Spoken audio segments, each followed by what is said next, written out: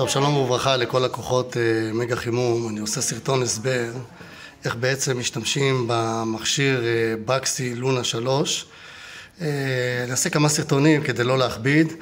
הסרטון הראשון זה הפעלה סטנדרטית, איך בעצם מפעילים. זה בעצם בורר המצבים. כל פעם שאני נלחץ על הכפתור הזה אני אראה אייקון או ציור.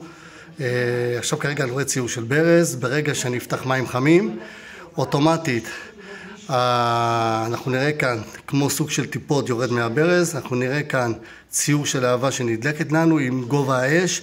נראה 3 פסים שזה בעצם מעיד על החוזק של האש.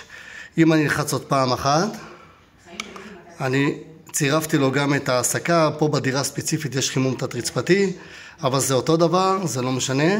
ברגע ששמתי אותו על הסקה הוא בודק את עצמו. אחרי שהוא בודק את עצמו הוא מראה לי את הציור של העדים האלה למעלה, ואז הוא מראה לי כאן את הציור של הלהבה. זאת אומרת בזה הרגע המערכת שלנו מתחילה לעבוד של ההסקה.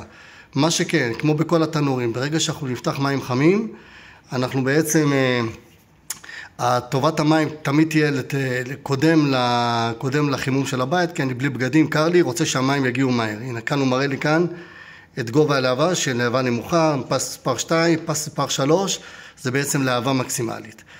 יש לי עוד מצב שאני יכול ללחוץ עליו, שזה מצב שבת, שבעצם ניטרלתי את הברז, השארתי רק את ההסקה. גם אם שכחתי להחליף את הברזיל בין הדוד שמש בין היונקס לדוד שמש, לא יקרה כלום, כי המערכת לא תקבל פקודה להידלק בשבת.